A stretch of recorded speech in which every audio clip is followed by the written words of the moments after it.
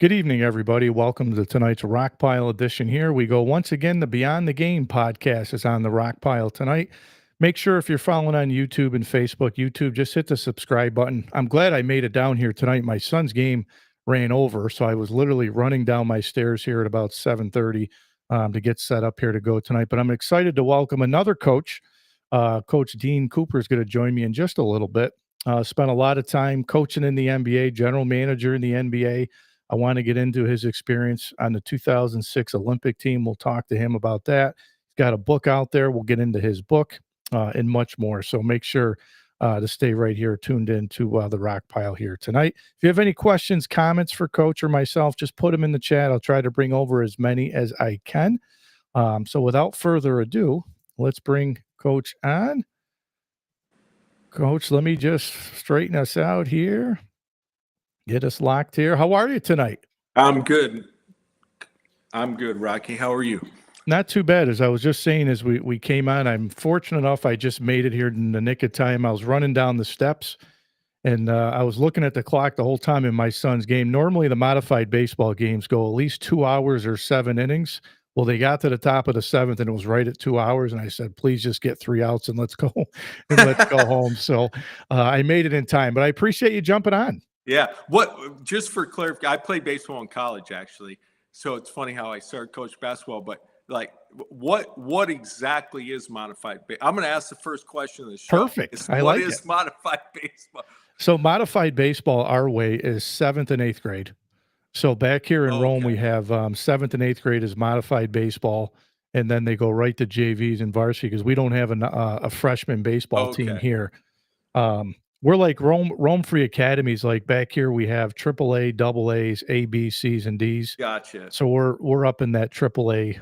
We're one of the bigger public schools. When you said modified, my mind went to like they start with a 1-and-1 count or things like that to like speed up the game. You know what I'm saying? So I wasn't thinking like I'm really glad I asked now because I wasn't thinking in terms of age groups at all. I was like where I grew up in Michigan, that would be called Pony League, right? When you're 13, 14, 15. So I was thinking modified, meaning like, it's a 1-and-1 count or, things like that.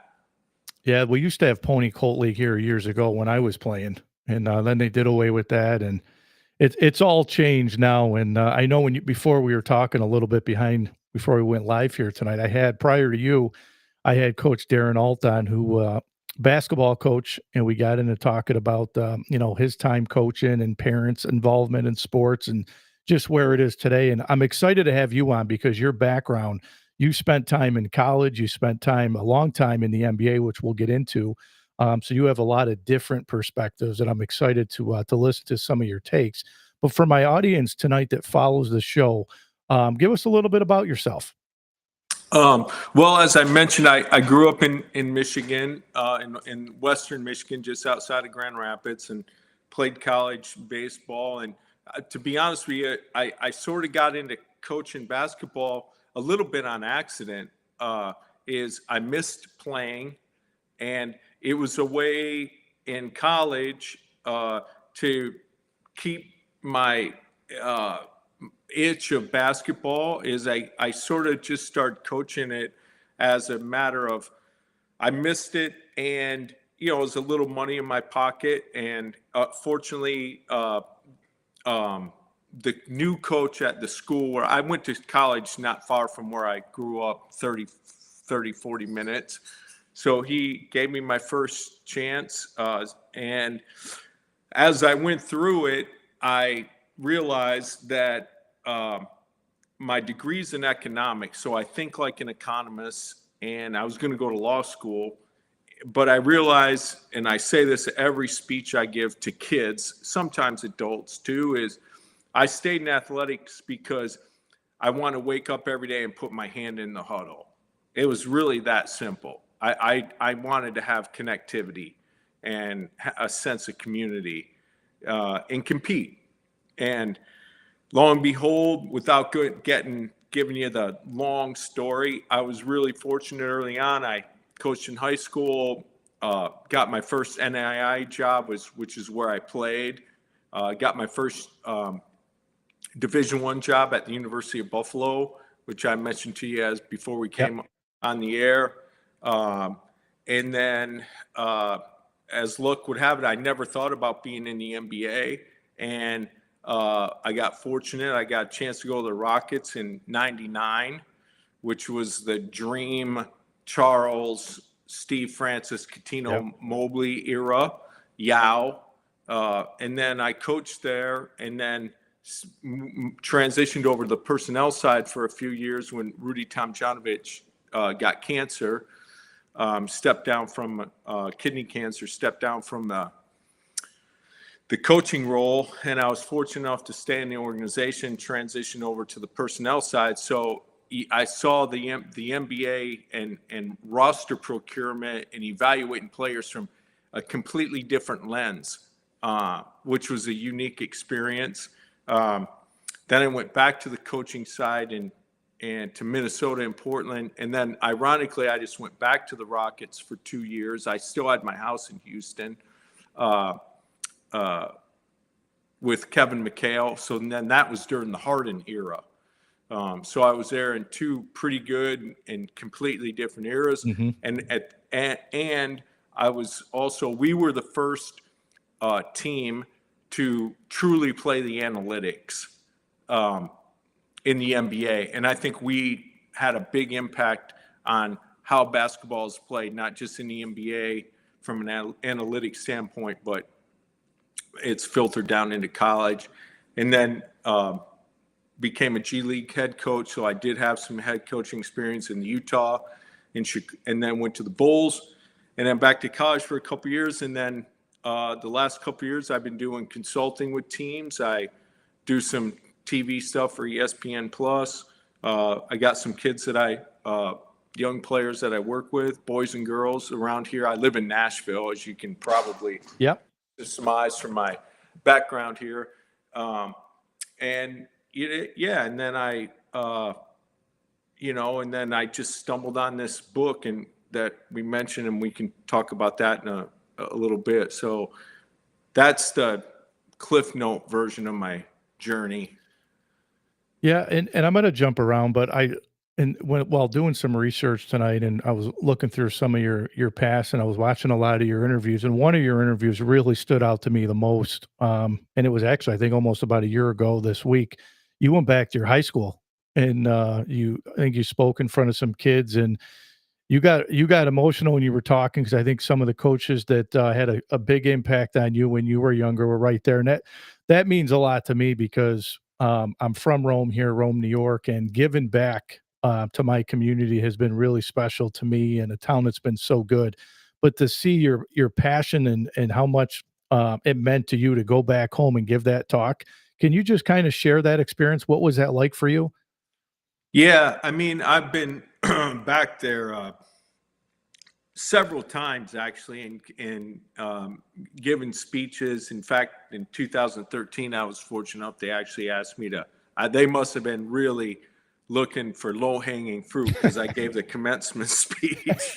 So, I was fortunate. That class, it's pretty cool. It's run by one of the football coaches. His name's Joel Matson. He's been there forever. They actually have a coaching class in high school, and it's really as much about coaching as it's about leadership. And that particular day last year, in fact, you're right. It was almost exactly a year ago. That time, I've spoken at it a few times. My high school baseball coach, who had a huge influence on me, Don Momber, and my high school catcher, and one of the guys I first started coaching with, Dan Schultens, and they were all sitting together. And it was impactful. And when you look at, your time, and you coached in college and then you went to the NBA, and I think one of the things that's fascinating about the college game and the NBA game today is, I've been watching these games, and it's like we're shooting 40, 50 threes a game. Everything's played from the 3-point line now. That old school, the big guy backing down into the basket. I feel like those days are long gone. But for you, what was the biggest transition going from the college game to the NBA? Yeah, I tell people this all the time. College coaches get a little offended when I say this because I had coached like 13 or 14 years before I got to the NBA, and I'd been around. Yeah, I coached in college. Uh, Pat Knight, Coach Knight's son, is probably my best friend, and I'd been around Indiana a lot. So I'd been around like significant coaches, and I tell them all the time. They asked me, what's the first thing you learned when you got in the NBA? I said, the first thing I learned, I knew nothing. It's just a different game. And it's a different, like the NBA is all the closest thing to just being a basketball coach.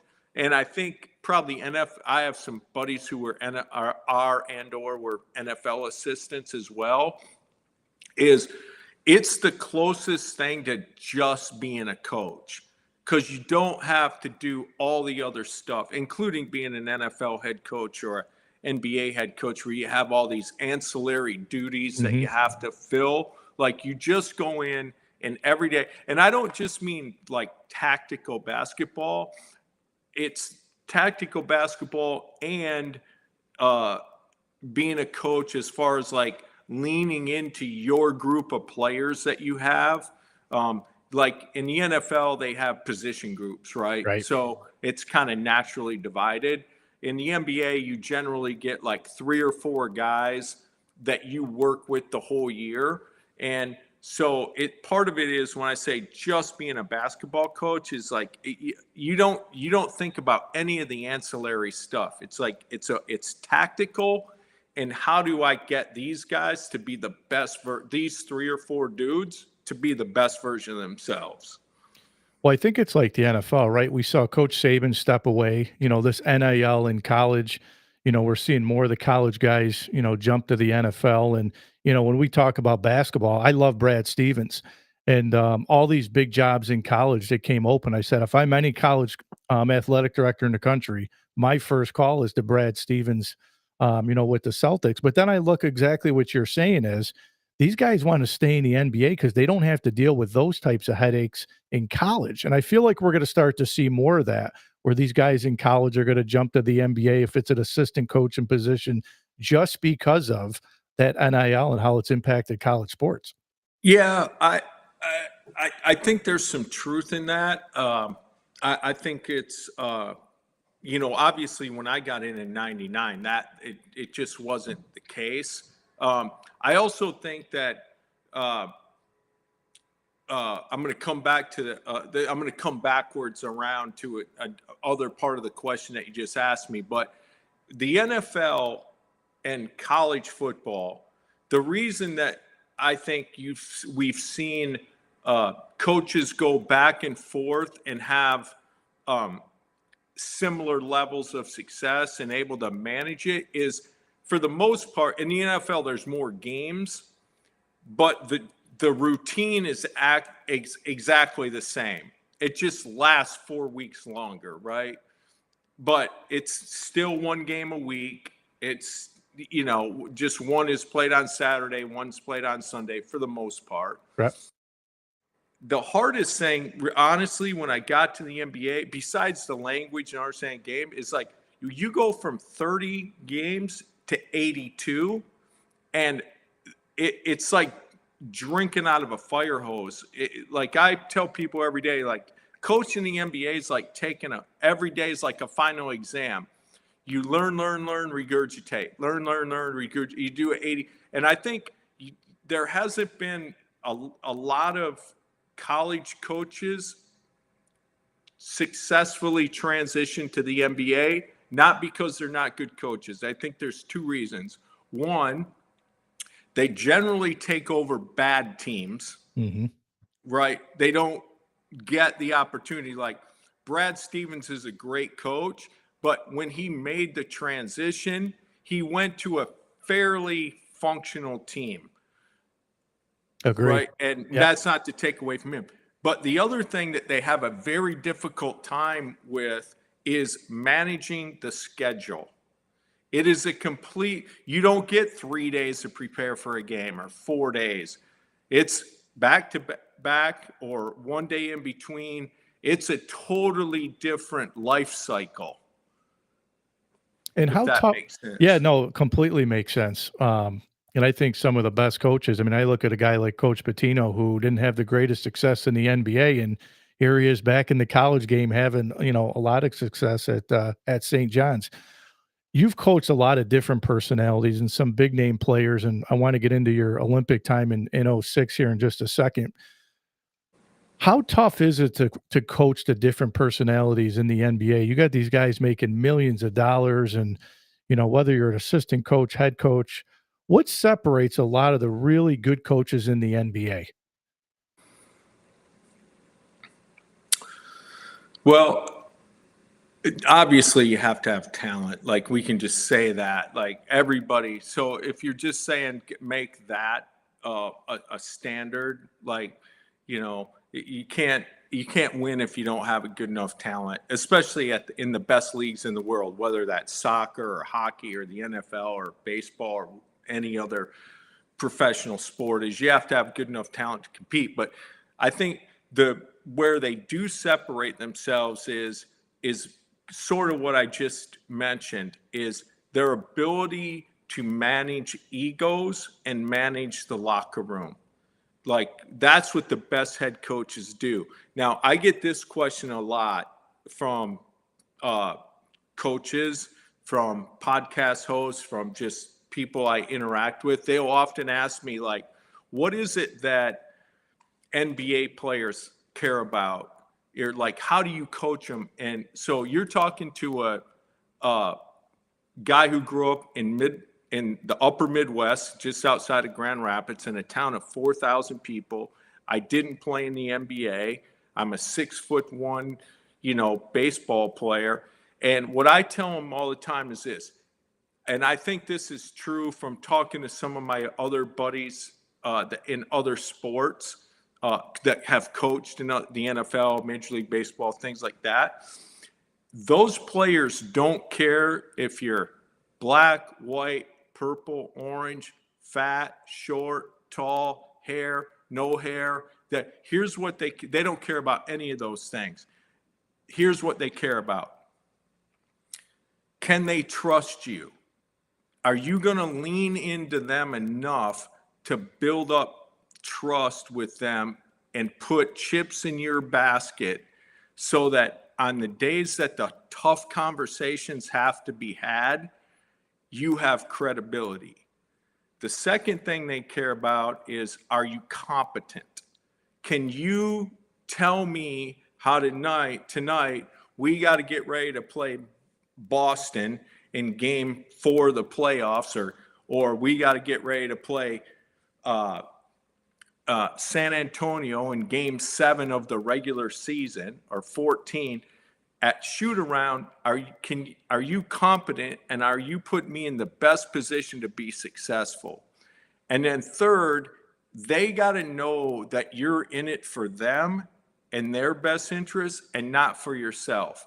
If you have those 3 components, your background, if you played, if you didn't play, your ethnicity, your religious beliefs, your hair, no hair, losing hair, they don't care. Glasses, they don't care about any of that. Those are the 3 things they care about.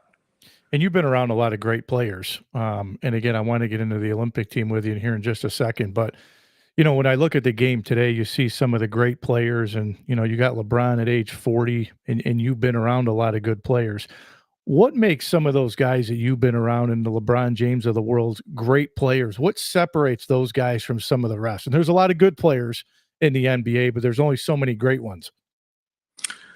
Well, you're outside of athletic talent, right? You're not talking about the things that God gave them. I'm assuming you're not talking about that, because there are some things like Giannis is, like, part of what he has, he didn't earn. Part of what LeBron has, he didn't earn.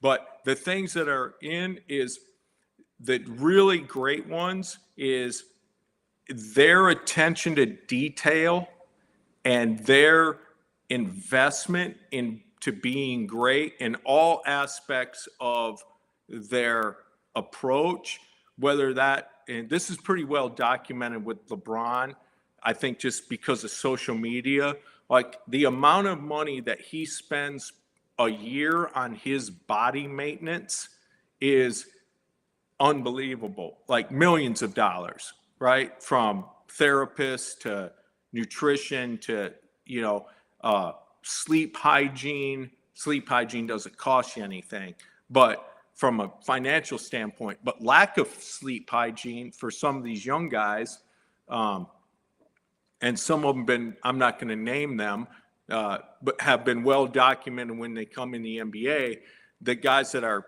gamers that are staying up till 2, 3, 4 o'clock in the morning and then think that they're going to show up and function the next day in the NBA. That's just, it's like all those things, they invest in their performance when they're not on the floor, whether that's nutrition, whether that's body maintenance, recovery, you can go right down the list of things. And then there's their competitive drive. I mean, like the one thing you didn't want to do when like early on, like if one of the young cats made Dream mad in practice, that was not going to be a good day for that guy. He might score 12 times in a row just to embarrass the guy, So I think that's part of what sets those guys apart, man. And like the ability to go through minutia, like Michael and Kobe. I didn't coach them, but I watched them closely. Steve Nash, like the minutia and the ability to go over and over just monotonous things is incredible, actually.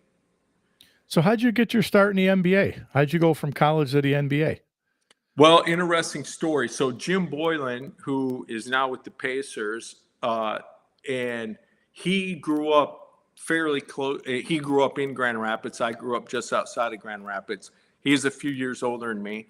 And then, so I knew who he was. He played on some really good teams. He actually played at University of Maine, but he also played on his high school team was like Guard Thompson, who played at Michigan. And then his high school coach is who I coached with at Aquinas. So we kind of started to get to know each other. So I went to Houston a couple of times when I was coaching college during the playoffs. And I got to know Rudy Tomjanovich with Jim. Yep. We'd go out to dinner or have lunch or whatever. And yeah, like I said, I had no intention. And then I just got this random phone call one October evening at 10:30 at night, and it was Jim. This is just how it happened, too. This is not exaggeration. We were starting practice the next Saturday. This is in the old days when everybody started on October 15th.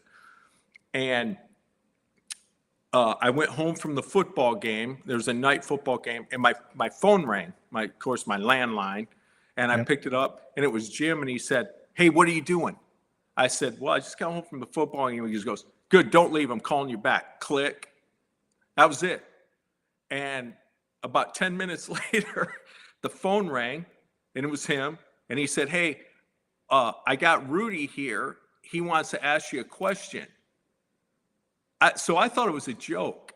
And sure enough, Rudy was on there, and he said, "Hey, Coop, we have a video coordinator / scouting position open. Are you interested?"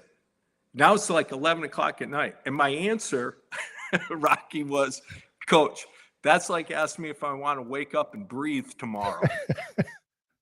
So that honestly got, and yeah, so he laughed and he said, "Well, give me your boss's phone number, and I'm going to call and ask him for permission to interview you." So he called them. They called me back at about 12:30 in the morning. I was on the phone with the administrative assistant, secretary, and she was booking me a flight for the next morning to go to Austin to spend 4 days at training camp. And in the 4 days I was at training camp, Nobody asked me a basketball question. Not one. All they wanted to do is could I fit the culture? And they were going to teach me whatever I need, which was good because like I said earlier, I thought I knew about basketball till I got in the NBA, and I got down there, and it was amazing because I had to learn a different language. It's like imagine being dropped into the middle of Spain or Germany or France, and you got Terminology, all different. and you don't like, it wasn't the summer. No one had time to like give me a training course, right? Like I was just immersed because games in those days you played 8 preseason games. They probably already had played like 3 or 4. No one had time to sit around and explain language to me.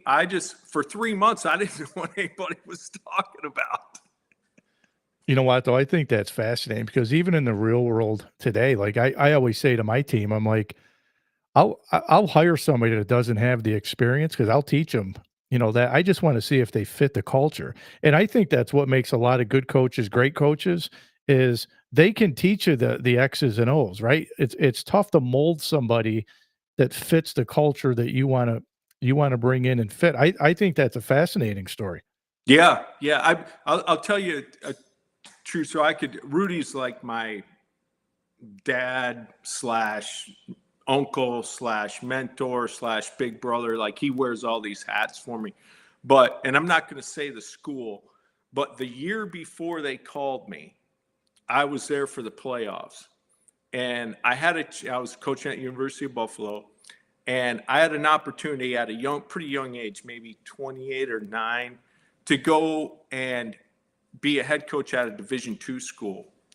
And I asked Rudy a question I asked him a lot of questions, but in the conversation, he said something that stood out. At the end of it, we're at this place called Demasi's Greek restaurant. And he said, if you don't remember anything else I tell you, remember this. When you get to be the boss, involvement equals commitment. If you get people involved in what you're doing, they will be committed to it. And I thought, oh, that's kind of cool advice, And as I end up not deciding it wasn't the place that I wanted to be. So I stayed at Buffalo. Fast forward to a year and a half, and I was with the Rockets and a lot of people have platitudes and things they say, but they don't live them, right? Like in my book, I talk about like culture isn't banners and sayings above doorposts and things like that. It's a way of life. Like all that fluff stuff, it looks good, but you better live those things. I'm at the Rockets for like 10 days, literally. And we have this emergency meeting after practice. And we have a chance to trade Dream. And so Carol Dawson, our GM, lays out the scenario. And Rudy and Carol then start to go around the room and ask everybody what they think. Well, they get to me. I've been there 10 days. I'm like, Coach, I don't really think I'm equipped to see if we should move on from. He said this. He said, I want you to tell me what you think, because you don't have any scar tissue or any emotional things from the other things that the people here have from any interaction with any player. And Rudy would always give his opinion in those situations last, because he didn't want to influence, he didn't want to have, and I can talk all day long about biases.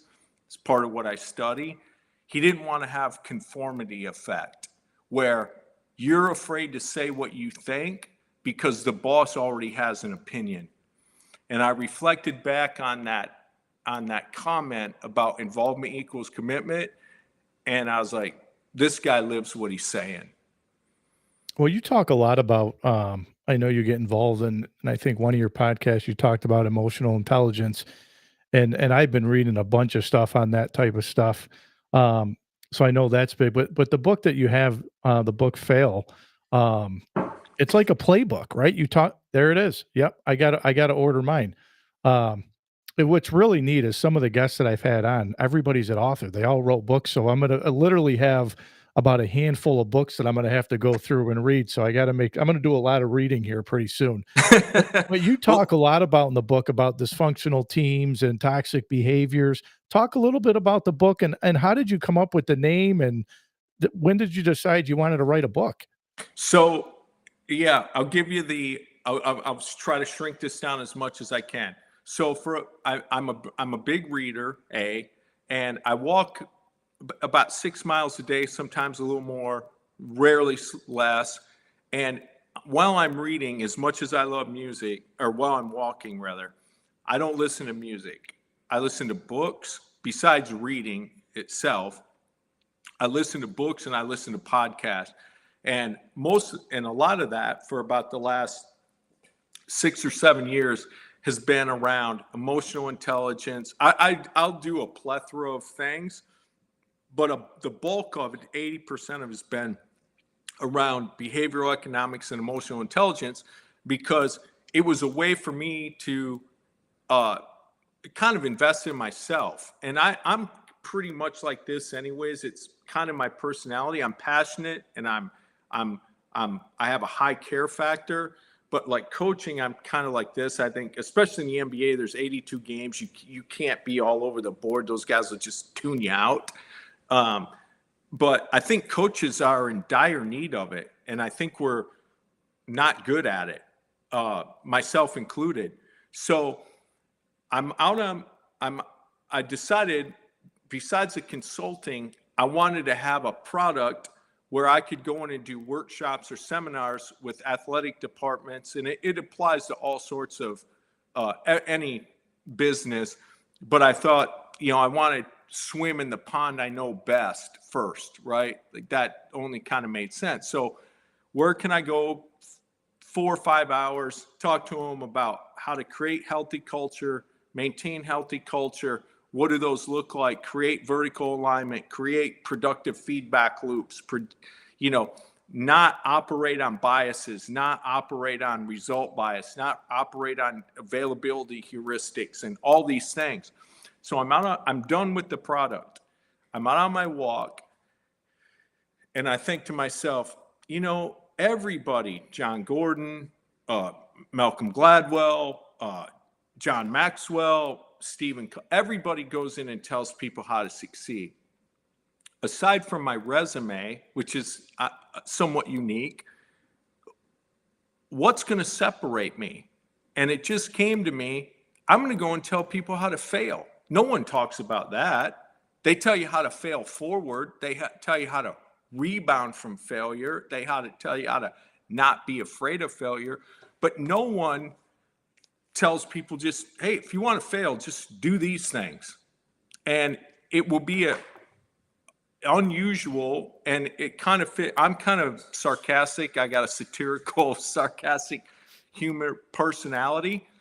And so I just started going through the alphabet. It's an alphabet book. It's an A to Z book. Like A is avoid. And here's a list of things. Avoid difficult conversations. Avoid holding people accountable. Avoid setting clear expectations. B is blame. C is complacency. G is gossip. So I just started writing down all these dysfunctional and toxic behaviors that hold teams and organizations back. And I try to do it in my personality, which also just happens to lend itself to, look, we can take the edge off addressing these behaviors, but these behaviors need to be addressed. That's how it happened. Yeah, that's great because I've had a lot of we've done some youth sports panels on a couple different podcasts, and one of the things, I mean, I grew up with a dad who as many of my listeners know, coached high school football for over 35 years, and my sister's coached high school field hockey for over 25 years. She played at Central Michigan. I've coached high school football. I spent some time coaching AAU basketball, which was an experience in itself. And I think one of the things that I was taught growing up was it's okay to fail. Learn from your mistakes. How do you overcome it? And I think that's a lot of the problems right now with the youth sports at any level, not even just youth sports. We don't want these kids to fail, and a lot of the parents don't want their kids to fail. You have to experience some failure along the way, even in the real world, right? It's okay to fail. How do you overcome it? How do you work through that? I think that's a huge thing right now going on in youth sports that, in the panels and coaches that I've talked to, and we got to find a way to get through and overcome that stuff. Yeah, I agree. And that's not exactly what my book's about, but we can say on it. By the way, Central Michigan's like 50 minutes from where I grew up. So now I grew up just a little bit Mount between Pleasant. Grand Rapids and down Mount Pleasant. Yeah. So go Chips for your Yep. sister. But I think in that regard of failure, I think you're 100% right. I could go on. I don't have children. My wife and I don't have children. So it's often real easy for me to tell people how to parent. However, I don't think parenting is a lot different than coaching.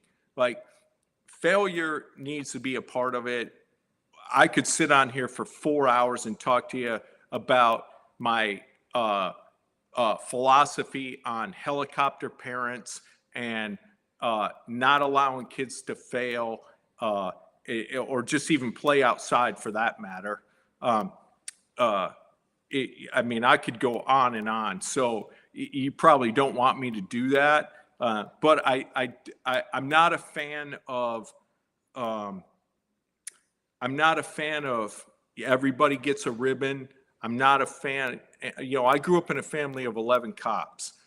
And eventually it grew to that. But my dad, and it was a pretty straightforward. And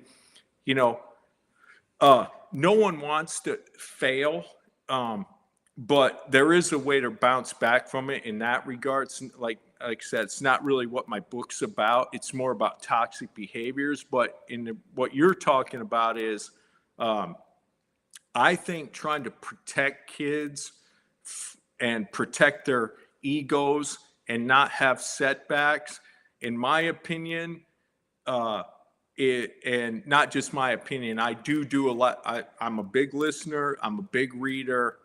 This isn't just Dean Cooper's opinion. There's some basis to it.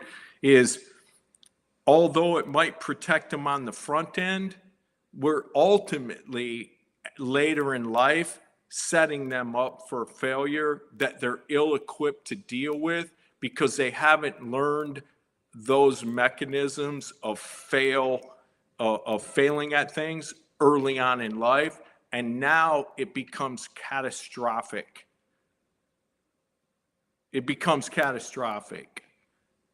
Yeah, and Dean, that's a great message too. And again, people can use that here in the real world, not just sports related. I wanted to jump. I keep saying I want to jump to that Olympic team in 06 that you were part of. I got to ask you, what was it like to be around Coach K? Yeah, it was amazing. That's a bittersweet memory, to be honest with you, because it was great being around him. I had brief interactions with him because it was shortly after I had transitioned to the personnel side. So obviously had been to games at Duke and evaluating their players and having to make calls and get background information and things like that.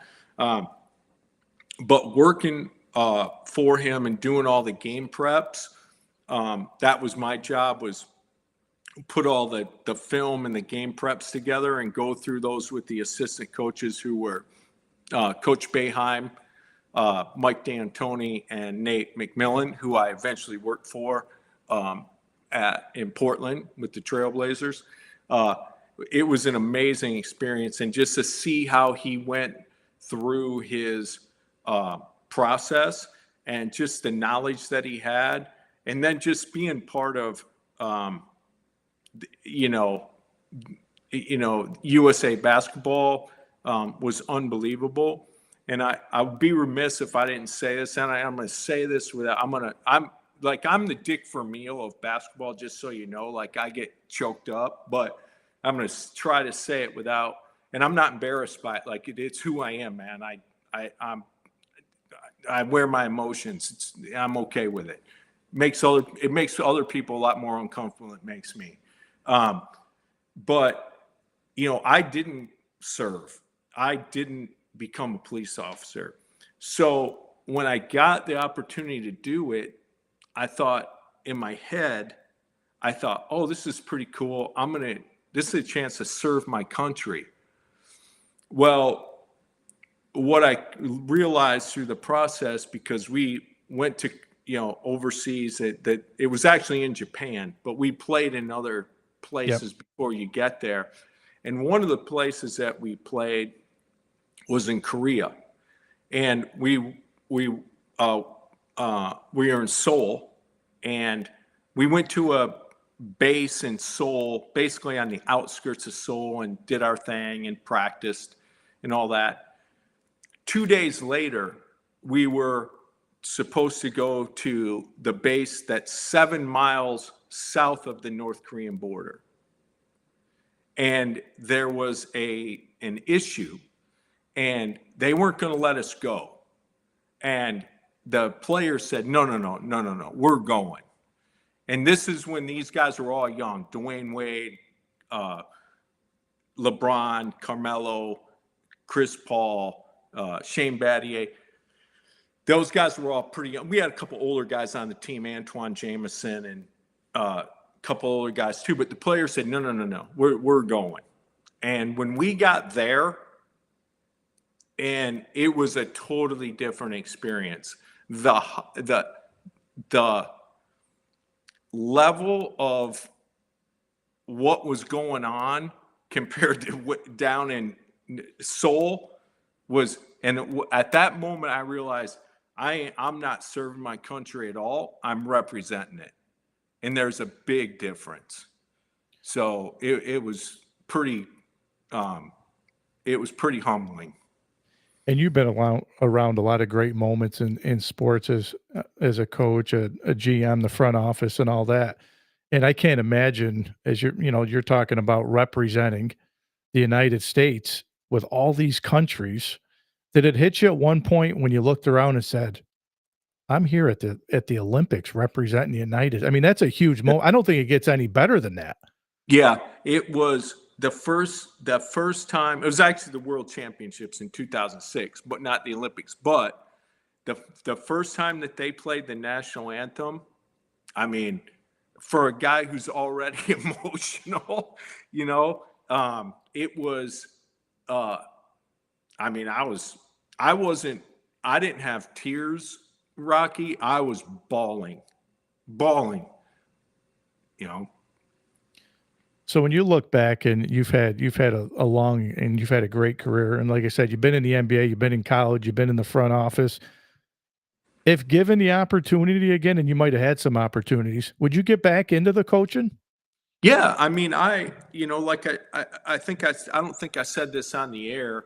I think I said it before we came on. Is, look, I stayed in athletics because I woke up every day and I want to put my hand in the huddle, and I wanted to be part of a tribe and a community and things like that. And I really enjoy the things I'm doing now. I like consulting. I love doing the TV and working with kids, but I miss being part of something where you go in and you problem solve every day, and you pick guys up when they're down, and you lean into them, and just kind of I got a NBA friend that happens to only live about 15-20 minutes south of me here, named Bob Thornton, and we talk about it all the time. Like, he's retired, but truly retired, but played and coached in the NBA for a long time. And you just chop it up, as he likes to say. I'll use his term. Just going in the office and chop it up. And those are things I miss, you know. To be honest with you, like I miss the games because I'm competitive, but I miss practice and being in the breakfast room and the lunchroom, and I don't miss the bus. I do kind of miss the plane. I hate the bus. I don't know why, but yeah, those are the things. Besides the fact of walking out on that court and seeing if we have, if our best is better than your best tonight. Yeah, I miss those things, and I certainly want to do it again. And I'm hopeful that I find the right place and the right place finds me. So last couple things I have for you is how can anybody listening tonight or on the replay, how will they be able to find if they want a copy of the book? Okay, you can go to my website is space for FOR curiosity.com. And you can find the book there. You can read, there's a section about like just my personal history, kind of my journey, what I'm about. And there's a place on my professional journey. I write a blog on there that I update every Thursday, which is all based around, well, most of it is called Nuggets and Reflections. So the nuggets are like things I've read or done that have some real like there's a lot of things that back it up. Most of that's based around behavioral economics, emotional intelligence that we touched on. And then I just sometimes a couple times I'll do reflections where I'm just reflecting on things. And it's about a 5 to 7 minute read. I try to keep it to around 500 words. And it's only meant to stir your curiosity. It's not the answers. I don't want to give all the answers. I don't want people to go on there and feel like they have to read for a half hour. I want to just give them an appetizer where they go, yeah, man, this is something that I can dive into and maybe make myself, my organization, my team better. You know, I think that I said this on a podcast I was on the other day is people ask me, you ask me, even like if I had to point out something in my career that I'm the most quote unquote proud of is that Olympic, being part of the USA team. Unfortunately, I've never won the last game of the year, never, because I haven't won a championship, and that's something I still want to do. But besides that, what I'm really proud about is I was raised and continue to be perpetually curious. And I think it's important. I think once you quit being curious and trying to figure out ways to be better, like you know, it might be time to shut it down. And I'm not sure that day will ever come for me. So Dean, the last thing I was going to ask you is for the listeners tonight, and again on the replay, what would be the message you want to leave the listeners tonight?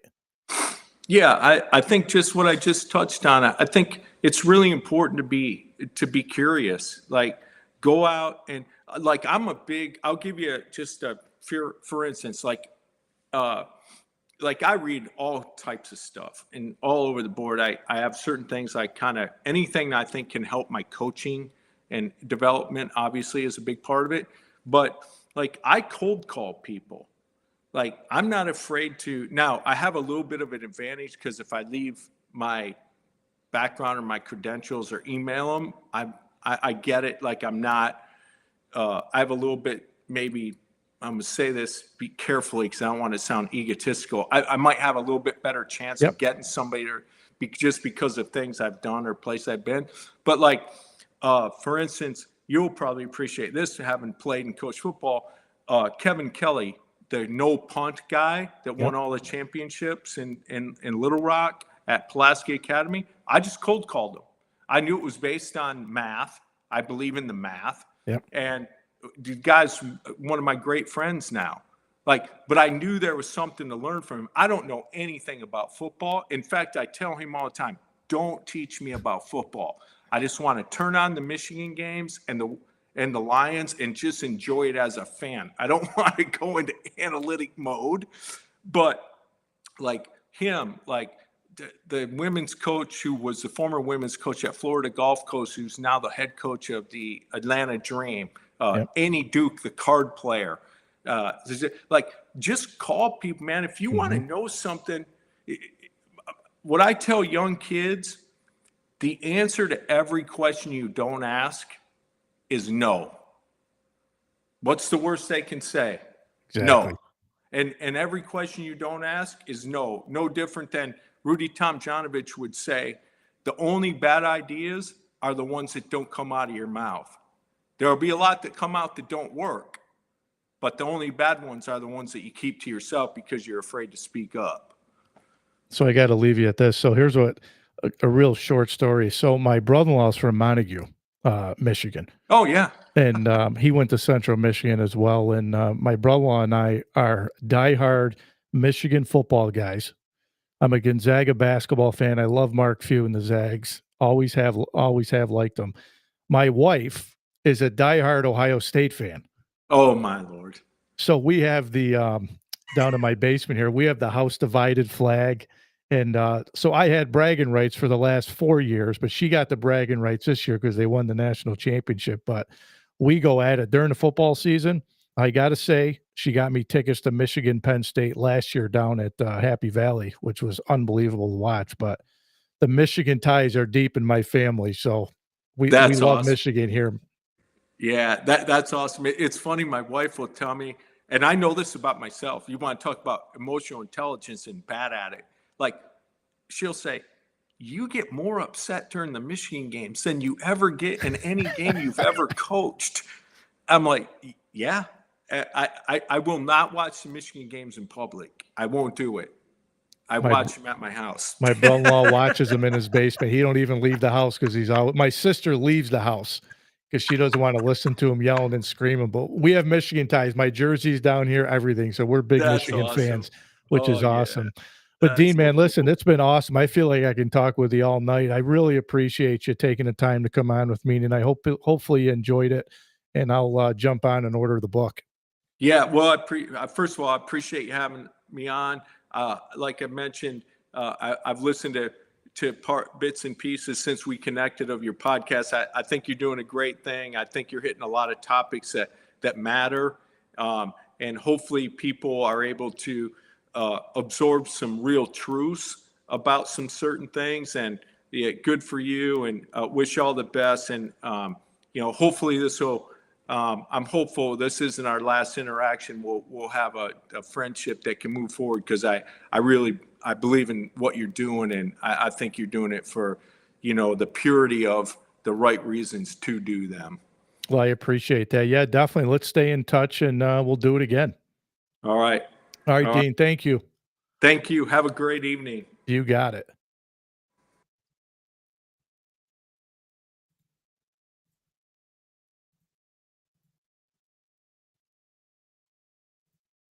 Let me just fix. There we go. There we go. So that was Coach Dean Cooper, and thanks for him taking the time to come on with me tonight. Really enjoyed that. Great background. I'll post his website. I'll post where you can purchase his book. NBA assistant coach, was on the 2006 team with Coach K, who was the head coach of that world team, United States team, part of the front office, GM, a lot of coaching experience, and I was doing a lot of consultant work now. So hopefully you enjoyed tonight. I'll post the next guest here in just another week or so. I'll let you know on the Mohawk Valley Sports Watch if we'll be airing this weekend or not. But again, I appreciate everybody for tuning in tonight. And on the Rock Pile, as I say, the Rock Pile is where dreams become reality. Have a good